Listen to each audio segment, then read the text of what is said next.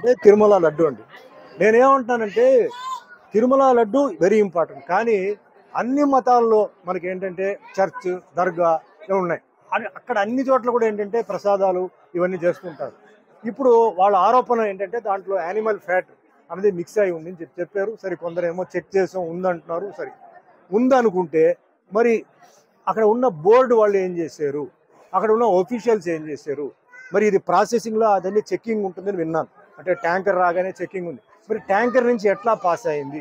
కాబట్టి ఇది చాలా జాగ్రత్తగా పరిశీలించి ఎవరైతే తప్పు చేస్తారో వాళ్ళని కఠినంగా శిక్షించాలి. ఎందుకంటే అనుమానం ఒక్కసారి వచ్చిన తర్వాత అది అందరి మీద పోతుంది. వాళ్ళు చేశారో లేదో.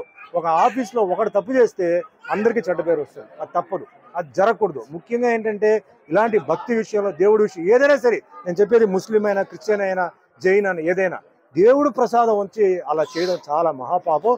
అందులో వెంకటేశ్వర స్వామి పాత్ర నేను చేశాను. తిరుమలకు ఈరోజు ఏంటంటే భారతదేశం ప్రపంచం నుంచి వస్తున్నారు. లడ్డు అంటే అంత ఒక సెంటిమెంట్. ఆ లడ్డు ఎన్నో ఊరికి కొరియర్లు వెళ్తుంది.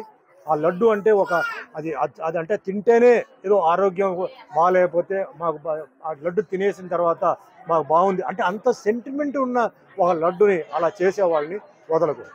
దీనికి నేను చెప్తున్నాను, దీనికి ఎంతైనా సరే అదే మాదిరిగా ఇప్పుడు ఎన్నో బిల్లు పాస్ చేస్తున్నారండి.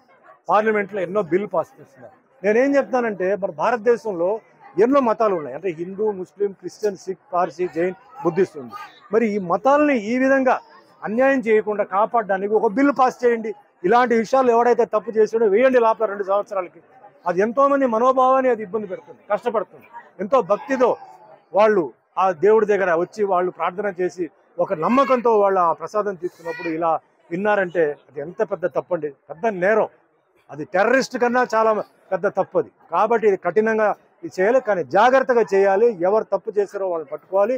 దీంతో పాటు ఎవరు దాంట్లో కూడా ఉన్నారో వాళ్ళని కూడా వదలకుండా ఎందుకంటే ఒక టీటీడీ బోర్డు ఉంది, ఆఫీషియల్స్ ఉన్నారు, చెక్కింగ్ ఇన్స్పెక్టర్ ఉన్నారు. ఇంత ఉన్నప్పుడు ఎలా జరిగింది? సో ఖచ్చితంగా దీనికి ఏ లెవెల్ అయినా సరే సీఎం చంద్రబాబు నాయుడు గారు, డిప్యూటీ సీఎం పవన్ కళ్యాణ్ గారు ఇది వదలకూడదు. ఇది ముఖ్యంగా హిందువులకి చాలా ఒక అవమానం, హిందూకు చాలా వాళ్ళ మనసుని దెబ్బ కొట్టినట్టు అవుతుంది. కాబట్టి ఇది ఖచ్చితంగా ఫాలో అప్ చేయాలి, దీన్ని వదలకూడదు. ఎవరైతే చేశారో వాళ్ళని కఠినంగా శిక్షించి వాళ్ళని ఏం చేయాలో ఖచ్చితంగా చేయాలి. దానికి నా సపోర్ట్ ఎప్పుడు ఉంటుంది.